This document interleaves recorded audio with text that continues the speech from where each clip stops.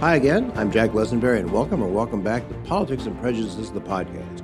For many years, I wrote a nationally award-winning column, Politics and Prejudices, for the Detroit Metro Times, did essays on both commercial and public radio, and this podcast is a combination of both. It's a new era. I'm so modern, I'm getting a new ribbon for my electric typewriter soon.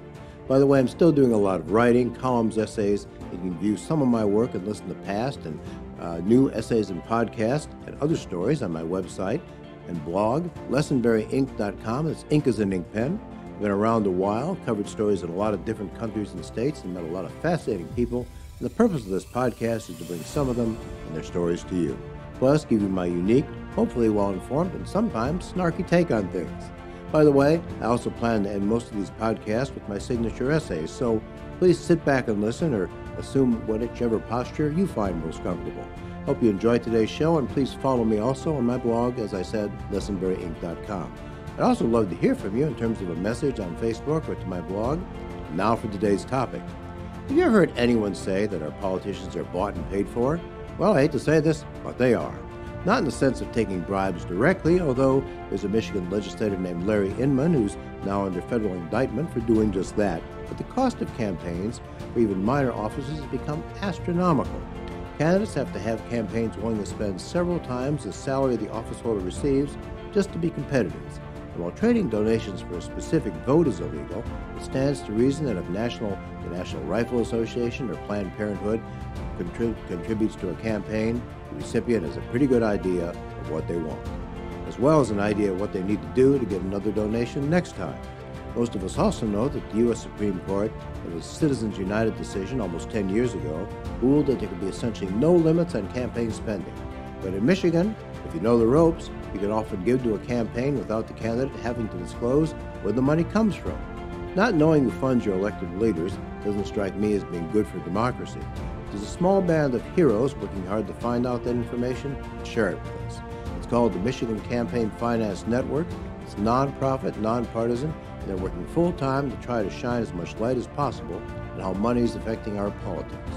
Joining us today is a man who works full-time at doing just that. Craig Mauger has been an executive director of the Michigan Campaign Finance Network for almost 4 years now. Before that, he was an award-winning reporter who covered the legislatures in both Michigan and Indiana. There should be some kind of Purple Hearts, I think, for that. And also, a very impressive woman who's now a member of his board. Cogen Lipton is the only chemist I know who has a Harvard Law degree. She's a patent lawyer who's also served 3 terms in the Michigan legislature. There, she was instrumental in uncovering corruption and wrongful spending in the Detroit schools. Last year, however, she raised and spent more than $1 million in a failed attempt to win a nomination for Congress. 4 years before, she raised about $250,000 in an attempt to win a state Senate nomination. To most of us, these seem like crazy sums, but it gets worse. In more and more races, much of the spending is so-called dark money that the general public can't even trace. So how do we find out about who's funding our politicians, and what, if anything, can we do about it? The good news is we have a couple people here today who know as much as anyone about the answers. Ellen Lipton, Craig Mauger, thanks for making time for us today. And again, I want to give you a plug. If you want to see what Craig is doing, you can check up on him. It's mcfn.org, their website. And it's one of the first things I check out and read almost every day, especially if I need a reason to be depressed. So, Craig, tell us about Michigan Campaign Finance Network and how it was started, and what's your prime directive, as they used to say in Star Trek? Yeah, that's a great question. The Michigan Campaign Finance Network has been around for about 20 years now. A lot of people are surprised by that, but this organization's been around for a while. Our prime directive is to follow the money in state politics. That's what we spend our time doing. That's what we're passionate about. That's what we raise money to go out and do, so we can inform the public about the increasing influence of money in state politics. There's more money being raised by candidates, there's more money being spent by lobbyists, and it's becoming an important part of the story of how government works. And if you don't understand how the money is influencing politics right now, you don't really understand how government's working. I think that's absolutely true. Now, Ellen Cogen Lipton, I guess you're a recovering politician. Correct. I should say, you were a very distinguished state legislator. You were the person who you spent your own time and some of your own money to expose that Governor Snyder's alternative school district for the Detroit Public Schools was essentially a fraud, wasn't working, and they ended up closing it down. Then you failed in competitive races for the nomination for the state Senate and for Congress. And You found out just about how much money you have to raise in order to run. Right. It's really sobering, and it's really sad because that in and of itself is causing so many really passionate and high quality candidates from ever putting their toe into the political arena.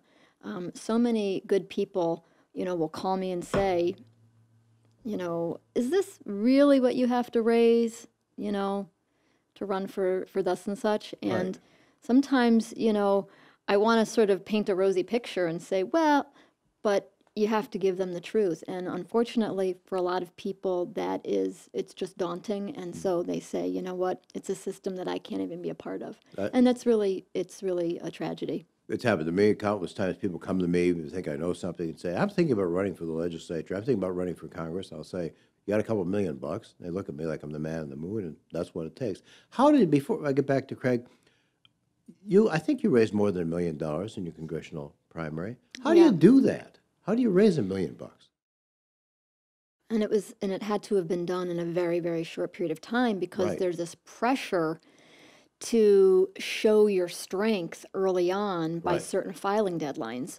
And it literally amounted to me in literally a basement, no windows, a series of phone dialers, and just for 8, 9, 10 hours a day for months on end, calling people and trying to implore them to believe in you and give you money. And of course, you start off with people that you know, Right. but very quickly, you have to go to complete and total strangers.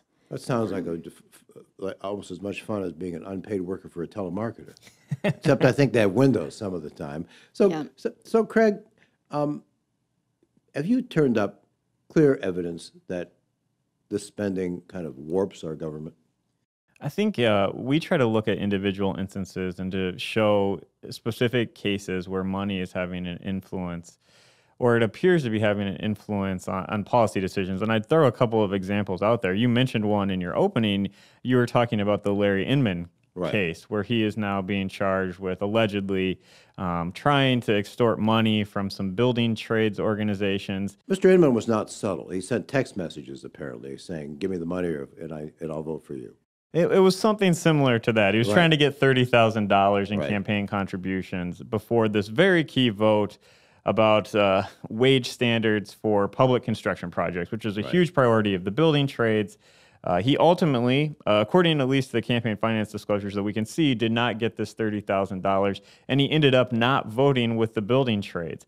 And this was a huge issue. I mean, this is something that people have been debating for many years in the state capitol. The governor capitol. was on one side, the legislature on the other. Yeah, Rick Snyder was opposed to this legislation, and they went around him and circulated petitions, and then it went through. But this is a case where he cast one of two key votes that basically decided this matter, and there was this huge lobbying effort to try to get him from both sides of the aisle. So, I mean, that's one example. I think there's more systemic examples where you have groups. One we looked at in 2018 was there was a nonprofit called Citizens for Energizing Michigan's Economy. It spent about $900,000 on state legislative races, primary races, general election races. It appears that most of the group's money was coming from Consumers Energy, and it was targeted at getting lawmakers out of the legislature who had opposed the utilities on some major policy proposals. I mean, so that's an example where you have to wonder what is the impact of that spending by the nonprofit going forward on lawmakers who are thinking,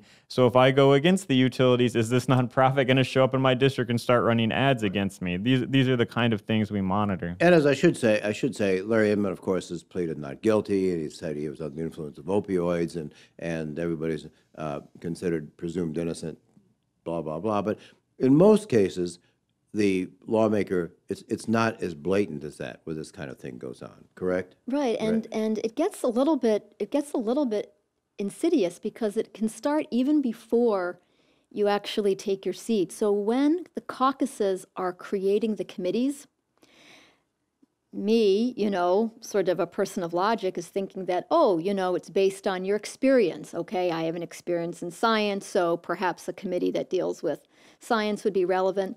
No, no, no. People are oftentimes put on committees based on their ability or need to raise money quickly. So a competitive seat that is going to cost a lot of money, oftentimes that person will be put on a lucrative committee like health policy without having any background in the health sciences, or the banking committee without having any knowledge of basic mathematics or accounting.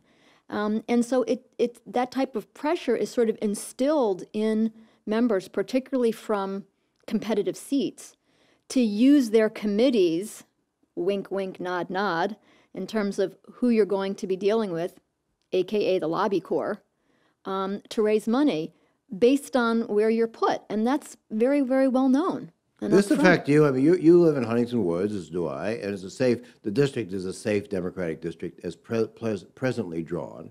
So did that affect what the committees you got on once you got there? Thankfully, no.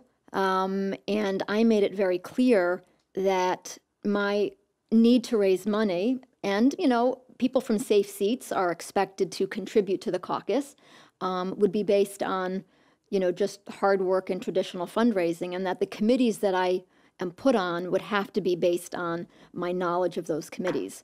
But in my last term, I did serve on the Committee on Committees, and I had Committee on Committees, I like that. So I had this grandiose knowledge, or this vision, that I would interview people and find out what their skill set was and put them on committees based on their interests and on their past knowledge, and I was quickly shot down and told that that's not the way things work. Now, Craig, you don't just cover who donates to campaigns. I've been reading a very intriguing story on mcfn.org about lobbyists and how much these legislators get in free meals, and it's sort of eye-opening. Thousands and thousands of dollars, individual legislatures who have to report this. Do the lobbyists report it, or do the legislators? So under our current state laws, the lobbyists are in charge of reporting, trips they fund for state lawmakers, meals to a certain extent that they purchase for state lawmakers. And in the first 7 months of 2019, they've purchased over $540,000 in food and drink for lawmakers, That's a lot of BLTs. That's a lot. That is a lot of food and drink. We had 2 individual lawmakers over the first 7 months that received over $5,000 in disclosed food and drink purchases from lobbyists, and those are record numbers. We've been tracking this for a long time, and we kind of thought going into this year, a few months in, people were saying these lawmakers are receiving a lot of free food, so we weren't totally surprised when we got those numbers, but they were quite larger than what we've seen before. I think the one getting the most was a term-limited state rep named Brant Iden. Yes. From the Kalamazoo area. Yeah, so he was number one, and the trend that we saw, getting back to the committee discussion, which is a bit in the weeds, but is kind of important for people to understand, going into this session, the House set up a new committee called the Ways and Means Committee that is now in charge of basically vetting bills that come out of all the other committees. So before a bill out of one committee that's approved by that committee can go to the floor, it goes through this House Ways and Means Committee, which is a very powerful committee. So the 2 lawmakers that have received the most in food and drink so far from lobbyists are the chair of the Ways and Means Committee and the vice chair of the Ways and Means Committee, because these are incredibly powerful positions now. I mean, I even had situations that, it would just shock me, where I would see legislators that I'd hear them say, oh, I don't have any lunch plans, so let's just go over to, and they'd name a fancy restaurant, and they would just show up and basically just sort of scope out lobbyists, knowing that their meal would be paid for. And they did it with, just like, this is just routine. Gives bottom feeder a whole new connotation. Yeah. But, Yeah. Are there legislators, Craig, who refuse to play in this? I mean, there are definitely lawmakers who are receiving no free food and drink from the lobbyists, from what we can tell from the disclosures, but it seems the wide majority of them participate in this to one extent or another. And some of these meetings, we should say some of these meetings are informative. If you're on the Education Policy Committee and you're meeting with lobbyists for the School Board Association or something, that could be an informative meeting. And these lawmakers argue that these meetings are part of doing their job. If you're on this committee that touches on all these policies, you have to get information from somewhere. I think the important thing for the public to understand is there's a lot more to this legislative process than just the votes that you see on the House floor. And it's important to understand that and take an interest in what is shaping all of these decisions. It wasn't Mark Twain who said that legislation like sausage is something you don't want to see being made? But are there, when I was a reporter, my rule was sort of that if the mayor wanted to invited me to lunch to talk about his new sewage plant, I'd offer to pay, and if he said, no, I'll buy a BLT, that's fine. And that was that made sense. But this is sort of out of all proportion. Yeah, and there's also difference. I mean, as Craig talks about school groups, I did a lot of work with education groups. Having some donuts and coffee. These are not. That's mostly these are not well-heeled groups, as a right. rule. I mean, those are teachers and school boards, what have you. But then you look at people that are courting people on the energy Right. committee or the banking committee, and there's just no comparison to what Right. the banking association will put out in terms of tickets and lavish suites. To watch games and things like that. Now, are there ethical rules about what legislators can accept? Does the legislature have its own rules? The rules for the House and the Senate are very quiet on the issue of dealing with lobbyists. I mean, there are certain laws. There are not supposed to be gifts being made from a lobbyist to a lawmaker over a certain amount. I think it's like $65. There are a plethora of ways to get around that gift Right. limit. Lawmakers will tell you there are limits. There are limits on the amount of undisclosed food that lawmakers are supposed to be taking. There's limits on the amount of undisclosed financial transactions that are out there. But I mean, a lot of our laws focus on the disclosure, not on kind of the ethical. Is this affecting the policy question? Now, going back to the whole nature of campaign financing, the U.S. Supreme Court, January 2010, Citizens United versus Federal Election Commission said essentially there could be no limits on giving. So we're sort of stuck there if we don't have a constitutional amendment or a Supreme Court decision reversing it. However, they said specifically that states can require all sources of money to be disclosed, but Michigan doesn't do that. Well, yeah. So Citizens United said very specifically that that decision said that there can be no limits on independent spending. Right. And if you read the opinion, Justice Kennedy says in the opinion, there's going to be transparency in this, and shareholders can react to the operations of corporate entities, after seeing how much they're spending. So, what's happened since 2010 is who gets to decide what is independent? It's the state lawmakers and the office holders get to set that definition of what is independent spending and what isn't. And then this issue of transparency, what we've seen at the state level and at the federal level and in other states is that, you have corporate entities that are known. People know Consumers Energy. They know Walmart. They know Home Depot.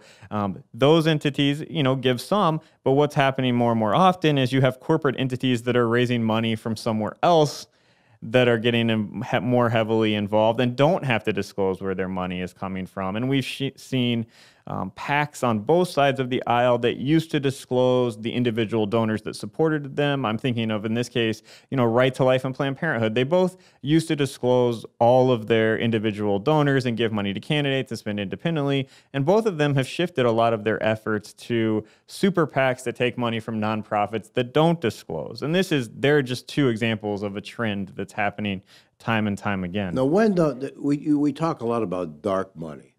How is dark money defined? Well, I mean, you see these interlocking webs where, as Craig is talking about, these super PACs aggregating large amounts of money and then giving to another super PAC, to another super PAC. And basically, when you want to try to follow that web, I mean, you just end up in a rabbit hole. It's like the epitome of darkness because you simply cannot follow that thread to a logical conclusion. Now, Craig, if Ellen was running again, and I wanted to give her money directly, that would have to be reported. It would show on, and what's the limit that I could give her? Well, when she ran for Congress, the limit was $2,700 per election cycle if you're an individual. I think that's gone up a little bit for 2020. If she was running for the state legislature, the limit in 2018 was $1,000 from an individual per election cycle. But so-called groups playing issue-oriented ads can conceal their donors. Yeah, they can conceal their donors. Super PACs. Super PACs are these groups operating independently of candidates, and these issue ad groups that can, in the state of Michigan, work with candidates more closely. Both of those entities can accept unlimited contributions. So this is, no matter what your beliefs are on campaign finance, this is the fact of what's happening. More and more money is pouring in through entities that can raise unlimited amounts and can often raise it from undisclosed sources than we've seen previously. So correct me if I'm wrong, the rule is that, let's say Ellen was running again, we'll pick on poor Ellen since she's here, and I formed a group called People for Puppies and Kittens. Mm-hmm. And I got tons of funding from the Ku Klux Klan and other white supremacist groups, and I had these really lush TV commercials saying, we love America, we love everything about America. Ellen Lipton doesn't love America. As long as I don't say don't vote for her, I can do that, right? Yeah, I mean, that's the differentiating line. It's called express advocacy. If you don't expressly advocate for someone's election in the state of Michigan, running for state office, there's little to anything to require you to disclose where your money's coming from, or even, which is also important, how much you're spending can be difficult to track. There's little to nothing for groups like ours or journalists out there that track political spending to figure out how much money is being spent on groups that fund mailers. You could be getting tons of mailers, and there's no way for us to track it. I mean, Facebook now has an ad library that provides a little bit of information about who's buying ads on Facebook that is somewhat helpful, but previously there was little to nothing to track digital ad spending by some of these groups. Right, and keep in mind that for a lot of what I'll call, down ballot races, you don't go up on TV. No. City council, school board. Right. I mean, those are really hot areas in certain areas, particularly where you've got charter schools that are trying to, come into a particular area, and they'll start dumping a ton of money in a school board race to influence the board in determining whether or not to allow charter schools in their community. And a lot of that is completely dark because it's all done in print. And it's very hard to figure out who's behind these mailers.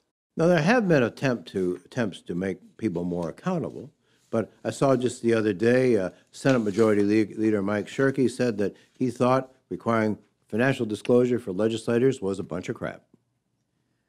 Yeah, he's been out there kind of opposed to bills. These are financial disclosure bills that are about lawmakers' personal financial information. It's about these bills are attempting to put information out there to screen against conflicts of interest. We are one of 2 states that don't have any type of personal financial disclosure. The federal government, when Ellen or others run for Congress, they have to file a ton of information about their financial resources, who pays them income outside of their government employment, what properties they own. It's really intense. What they're proposing in the state of Michigan is much less intense, and Senate Majority Leader Shirkey has been consistently pushing back against this. His tone on it has changed from time to time, depending on what week it is, and there are lawmakers in the Senate that still think they have a chance to get those bills through, but that all remains to be seen. The House hasn't voted on this yet. It passed out of committee. It seems to be a requirement of being the Senate Majority Leader, because when I was there, the 2 prior Senate Majority Leaders, Arlen Meekoff, and then before that, Randy Richardville, right? They also were sort of the self-imposed backstop, and so I don't know if that sort of become a sort of requirement of being the Senate Majority Leader these days, but that does seem to be where the wall is drawn, is in the Senate. We'll stop any type, whatever comes out of the House, we'll deal with, and we'll stop in the Senate.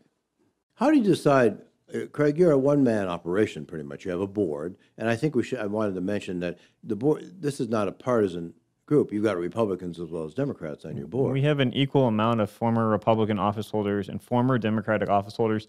And then we have a bunch of other people that do all kinds of different works. And I honestly don't know their political leanings because we don't talk about that at our board meetings. And really, we're just focused on trying to shine light on what's going on with influence and money in politics, because there are fewer people in the Capitol doing this, and it's becoming very important work. This is probably a politically incorrect metaphor, but you're only one General Custer and there's a lot of Indians. How do you pick your targets? How do you pick where to concentrate your research? I mean, we look for stories that are going to inform people. We look to do reports that are going to inform people, that are going to have an impact, that are going to get people's interest. I mean, there are lots of things that are very wonky that we could put out and sometimes do that people are like, this is over my head.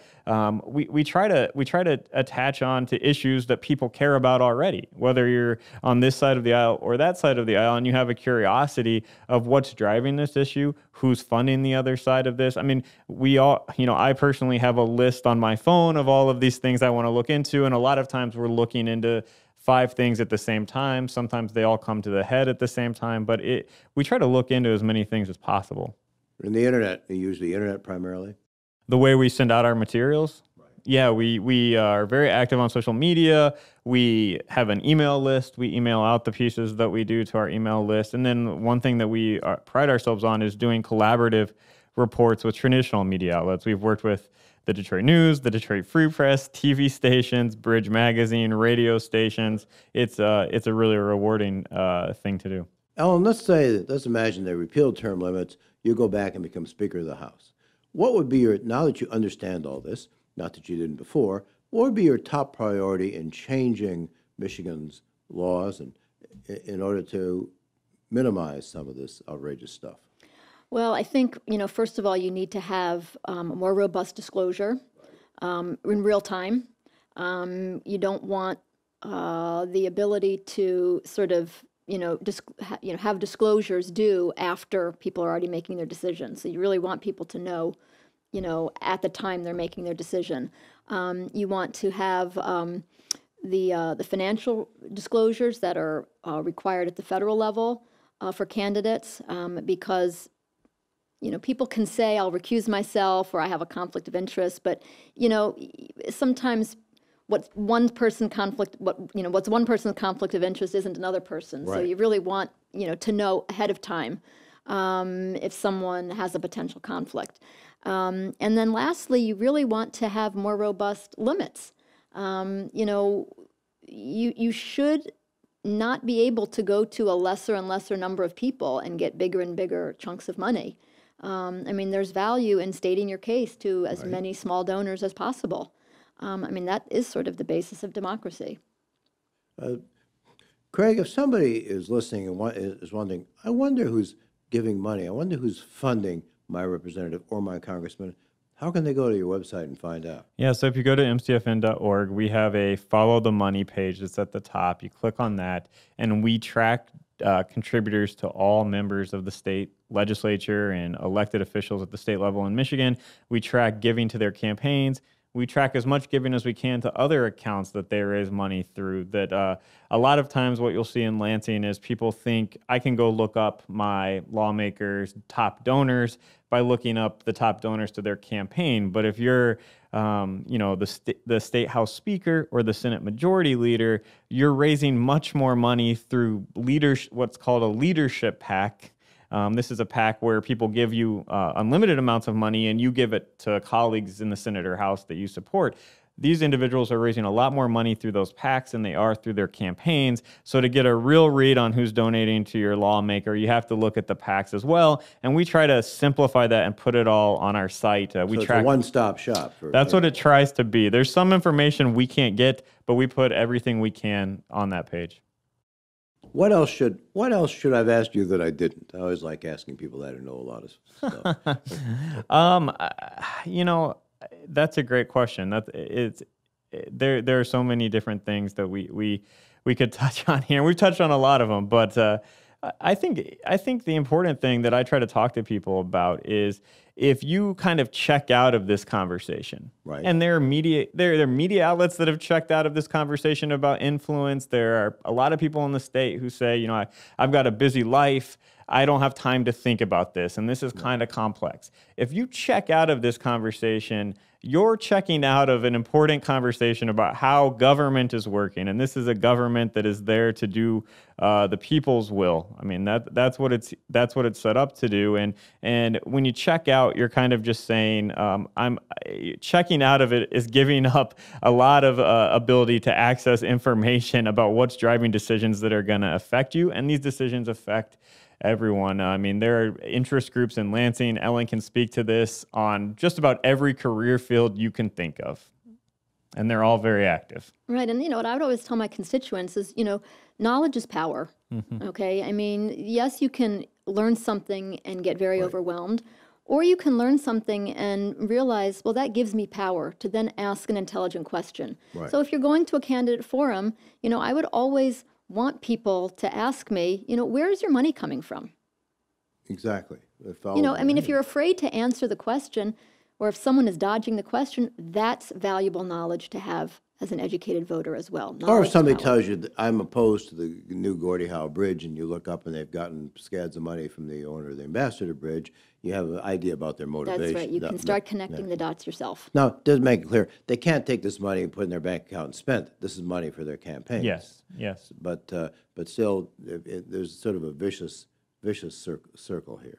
So how do you not get depressed? How do you not feel that you're bailing the ocean with a spoon? I never feel depressed about this. I mean, I think what drives me is, you know, every day I get to get up and do work that I really think is having an impact. I get to tell stories that aren't being told by others. I get to really challenge. You know, that's the amazing thing about living in this country. I get to ask really tough questions of state office holders, and they can choose not to answer them, and that's fine. But I get to ask the question, and I get to report on what I find. So that's cool. And what Ellen said, you know, I gave a presentation once, and at the end, someone said, "You can't do any better if you don't know any better."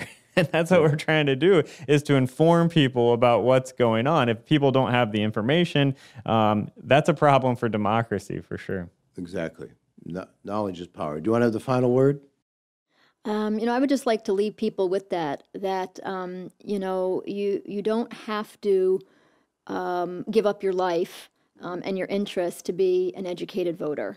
Exactly. I mean, there are all kinds of resources out there to help you navigate, but start very, very specific. I mean, you know, test the waters with, you know, a local school board race or a local city council race. Exactly. And just find out, you know, who's funding your campaign. You may be very surprised and heartened by what you find out. You may be very surprised and angry, but at least you'll be a knowledgeable voter. But that's interesting. Well, I find this fascinating. Somebody once said money was the most alluring thing of all, and I don't know anyone who's not interested in money. But and I think we owe both of you a debt of gratitude, especially you, Craig, for devoting your life to exposing this. So thank you very much. And by the way, I want to thank everyone else who donated to help fund the production costs of this podcast, including Desiree Cooper, who was once a lawyer and then became a suburb columnist for the Free Press, editor of the Metro Times, and now is writing novels, and Robert Sedler, a distinguished professor of law at constitutional law at Wayne State University Law School, and now an assistant attorney general. If you'd like to help keep these podcasts going, I'd be thrilled if you could send a contribution to me via the Zing Media Group, 186 North Main Street, Plymouth, Michigan, 48170, or message me on Facebook or via my blog for more details. Well, that's about it for today, except for my signature essay coming up. Also, please check out my website, as I've said, lessenberryinc.com, ink as in ink pen, and click the button and subscribe to both these my blog and these podcasts. The price is right, free, and listen to our next episode soon. Catch up on those you missed, and feel free to send me a message. In the meantime, I'm off to go figure out our next podcast, which will be about two things that are going to play a critical difference in our lives in the next couple of years. This is Jack Lessenberry with Politics and Prejudices, the podcast. See you soon.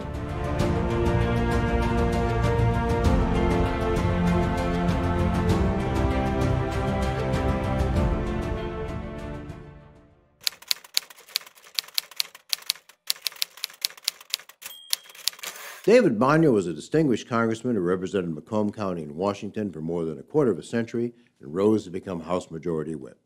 He told me once after he was first elected in a close race in 1976, he was horrified to learn that his campaign had spent $36,000. Now that's about $160,000 in today's money, but that wouldn't even get you a nomination for a legislative seat in 2020. You can spend $10 million to win a swing congressional seat these days and then have to raise that money again every 2 years until they beat you or you get sick of it. A couple of years ago, I heard from a brilliant young woman who worked for the Kresge Foundation in Troy. She had a doctorate, was an expert in economics, and had worked abroad, and she was married and had a young son. She wanted to make a difference in the state and wanted to know if I thought it'd be a good idea if she ran for an open seat in the Michigan legislature. Two things were instantly clear to me. One was that she had superb credentials and would have vastly enriched the caliber of that body. The other was that she hadn't any idea what she was up against. So I asked, "Do you have $300,000 to spend?" She looked at me like I was nuts. That's the minimum you need to have a chance in that district, more if you had a hotly contested primary, which I think you will, I said. Not surprisingly, she decided not to run. There's something wrong with this picture. We're moving towards is a legislature that consists of people with a lot of special interest money, or a big political machine behind them, and a disproportionate share of retirees. There's nothing we can do quickly about the Citizens United decision. We need another Supreme Court decision reversing it, which is unlikely in our lifetimes, or an amendment to the U.S. Constitution, which would be an immensely difficult task. However, what we can do, at least, is find out where the money behind these candidates is coming from, so that we know, to be blunt, who owns those who would lead us. The Michigan Campaign Finance Network is doing a superb job of that. You can see their work at mcfn.org. But they need more notice and more resources, and donating to them is certainly a good idea. There's something else we can do. When the Supreme Court ruled 5-4 that there could be essentially no limits on campaign spending, they specifically said that states could require full disclosure of where such money comes from. But the Michigan legislature still allows the source of a lot of contributions to be hidden from public view, so-called dark money. That's something the legislature could change, although most Republicans remain completely opposed. Maybe that'll change after gerrymandering ends after the 2020 census. That is, if enough citizens realize what's being done to them and make their wishes known. I'm Jack Lessenberry. Hope you'll listen again to me soon.